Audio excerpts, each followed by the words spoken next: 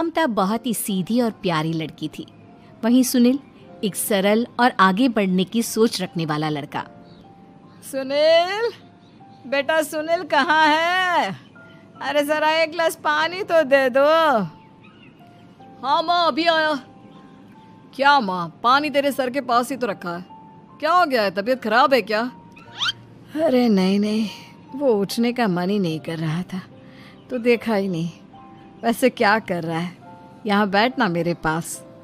माँ पढ़ रहा था। वो क्या है ना, नौकरी में तो वक्त नहीं मिलता, अब ऑफिस से घर आकर ही तो वक्त मिलता है। अच्छा अच्छा ठीक है, पढ़ ले जा बेटा। सुनील पढ़ लिख कर और आगे बढ़ना चाहता था, लेकिन माँ की तबीयत खराब देखकर सोचता है कि शादी ही कर ले। कब तक माँ का ख्याल वो अकेले रख पाएगा। तो एक दिन, माँ ये ममता है, मैंने इससे शादी कर ली है। तुम्हारी तबीयत भी ठीक नहीं रहती तो मैंने सोचा शादी कर लेता हूँ। घर संभालने वाली और तुम्हें संभालने वाली कोई आ जाएगी तो अच्छा रहेगा।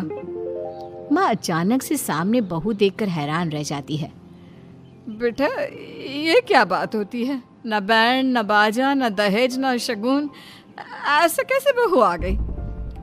माँ तू तो जानती है मैं नौकरी के साथ पढ़ाई कर रहा हूँ, तो कहाँ से इतना पैसा बचा पाता कि धूमधाम से शादी करता।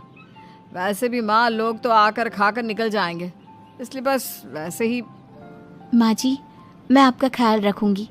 वैसे भी ये आगे की पढ़ाई कर रहे हैं, अच्छा कुछ कर गए तो सबके दिन फिर से अच्छे आ जाएंगे।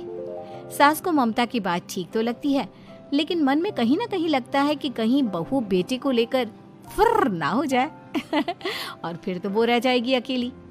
बेटा देख, मेरा जो कुछ भी है वो सुनील ही है, और सुनील का भी अब इस दुनिया में मैं ही हूँ और कोई नहीं। क्या सुनील? बिल्कुल माँ, लेकिन आज से ममता भी मेरे जीवन का अहम हिस्सा है, जैसे तू है। सास को बड़ा बुरा लगता है कि उसकी सल्तनत में कोई और हिस्सेदार कैसे हो सकता है। कैसे कोई और उसके 30 साल के बेटे की जिंदगी में अचानक से आकर बराबर का हिस्सेदार बन सकता है। देख बहू, मैं भले थोड़ा बीमार रहती हूँ, लेकिन इसका मतलब यह नहीं कि घर की चीज़ों में मेरा कंट्रोल खत्म हो गया है। मैं आज भी इस घर की रानी हूँ, समझी? बेटा सोचता है कि ये माँ को अचानक से क्या हो गया। कल तक जो माँ कहती थी कि जिंदगी का कोई भरोसा नहीं, वो अचानक से जंग के मैदान की झांसी की रानी कैसे बन गई? माँ क्या हो गया है? सब ठीक है ना? अचानक कैसी बात कर रही हो? ममता का आज पहला दिन है, स्वागत करो उसका। आसपास की आंटियों को बुलाओ, नई दुल्हन की मुंह दिखाए करवाओ।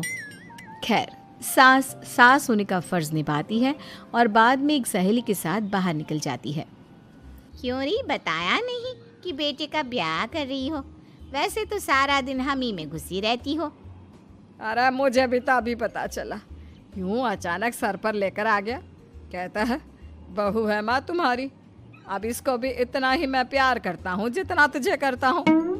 लो जी, ये क्या बात होगी? क्यों इतना प्यार करता है? अरे माँ का प्यार तो ज्यादा होता है।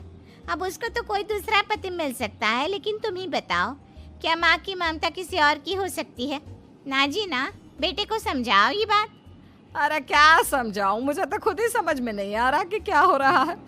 जो बेटा कल तक माँ माँ करता था, अचानक से बीवी बीवी का राग आलाप रहा है।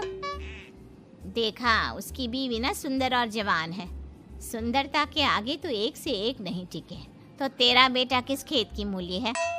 सास को भी समझ में आ जाता है कि बहू की सुंदरता के आगे माँ का प्यार किसी काम का नहीं। उधर बीवी, ए जी, अम्मा जी सहेलियों को छोड़ने गई थी, अभी तक आई नहीं, हम देख आए क्या? अरे रहने दो ना, आ जाएंगी। कहाँ जाएगी, उनकी आदत है, एक बार जाती है तो पूरी पंचायत खत्म करके ही आती है। अच्छा ही है, खाना वाना खा कर गई होगी। छोड़ो ना, घूमेगी तो खाना पचेगा, नहीं तो ऐसे ही खाट पकड़ लेगी। बहू भी शांत हो जाती है। उधर सास सोचती है कि आज थोड़ा देर से ही घर जाती हूँ, जब बेटा परेशान होकर ढूंढेगा तब मजा आएगा। बीवी को खुद ही पता चल जाएगा कि माँ के आगे उसकी दाल नहीं गलेगी। लेकिन वहीं दूसरी ओर घर पर, ए जी, माँ जी अभी भी नहीं आई, हमको तो घबराहट हो रही है कि क्या करें, जाकर पता करें किसी के घर। अच्छा, कहाँ जाओगी ये भी बता दो। पहला दिन है तुम्हारा इस घर में और एक ही दिन में मोहल्ला छानोगी क्या? हाँ, तो आप भी तो नहीं जा रहे हैं ना, हमको फिक्र हो रही है। अरे यार, ये रोज का है अम्मा का, खाओ और सो जाओ। बस फिर क्या था। बेटा बहू खाना खाते हैं और कमरे में सोने चले जाते हैं। उधर जब सास को कोई देखने नहीं आता तो वो हार कर घर आ जाती है, जहाँ वो देखती है कि सारे घर की लाइट्स बंद है। सास को गुस्सा आता है। बहू, ममता बहू कहाँ हो? लेकिन सारे दिन की थकी बहू को ऐसी नींद आती है जैसे किसी ने भांग की गोली खिला दी हो। वो तो नहीं उठती। उठकर आ जाता है बेटा। अरे क्या बात है अम्मा, काहे चिल्ला रही हो? अरे सो जाओ ना, सुबह की थकी है बहू, वो सो रही है। जोर से बोलोगी तो नींद खुल जाएगी उसकी। माँ को गुस्सा आ जाता है। फिलहाल तो सो जाती है, लेकिन मन ही मन ढेर सारा जहर बहू के लिए भरा होता है। सुबह बहू चाय बना रही होती है कि सास धीरे से गैस तेज कर देती है, जिससे चाय का बर्तन जल जाता है। और जैसे ही बहू चाय का बर्तन उठाती है, उसका हाथ जल जाता है।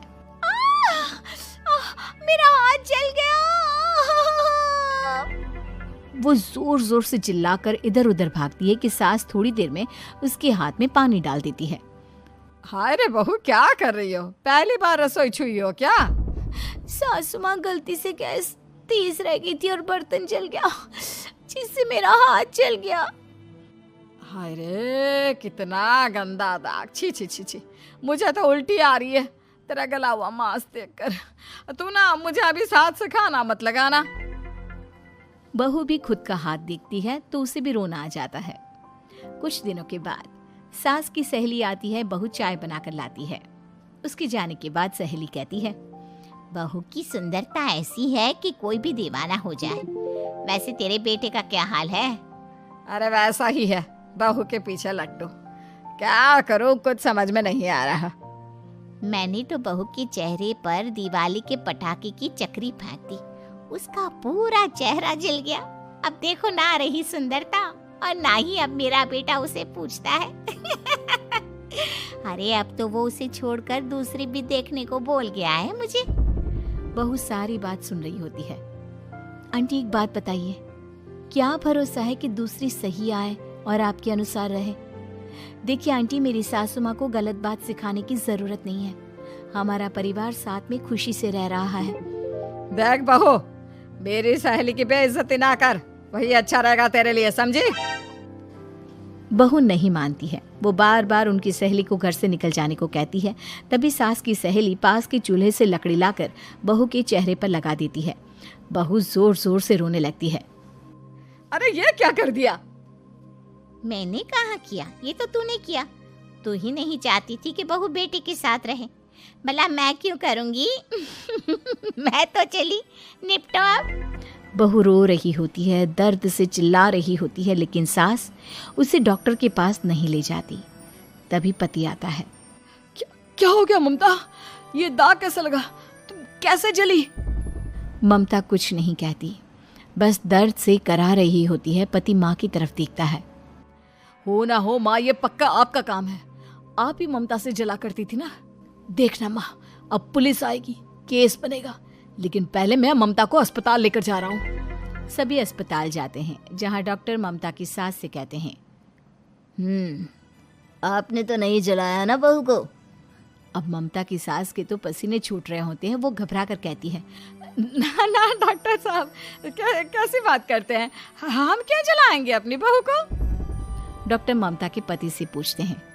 देखिए, क्योंकि ये ससुराल में जली है तो मामला पुलिस का बनता है, तो आप पहले पुलिस को बुलाइए, तभी इलाज पूरा होगा। सास डर जाती है कि अब तो बच्ची जिंदगी जेल में ही रहना होगा। रहने दीजिए ना, पुलिस को क्यों बुलाना? सारी हंसी खत्म हो जाएगी जब पुलिस के डंडे पड़ेंगे। बहू को जलाना भले ही बहुत आसान हो, लेकिन उसके बाद सारी जिंदगी जेल की हवा खाना। सास डर जाती है। पुलिस आती है। पास लेटी दर्द से करा रही ममता स्टेटमेंट देती है। तो क्या हुआ था? कैसे जली आप? ममता पास खड़ी सास को देखती है। बेटी बताओ, कैसे जल गई तुम? ओए, काका का किरण वाली शाहरुख, चुप, बिल्कुल चुप। सास चुप। सभी इंतजार करते हैं कि ममता क्या बोलेगी। जी, मैं खाना बना रही थी, लकड़ी उड़कर मेरे ऊपर गिर गई और मैं जल गई। सास बहू की बात सुनकर रोने लगती है। देखा माँ, कितनी समझदार है ममता। ये चाहती तो, हाँ बेटा, ये चाहती तो मैं आज जेल में होती। मुझे माफ कर दे, मैं आगे से अभी कभी ऐसा नहीं करूंगी। बहू के साथ मिलकर रहूंगी, मुझे माफ कर दे।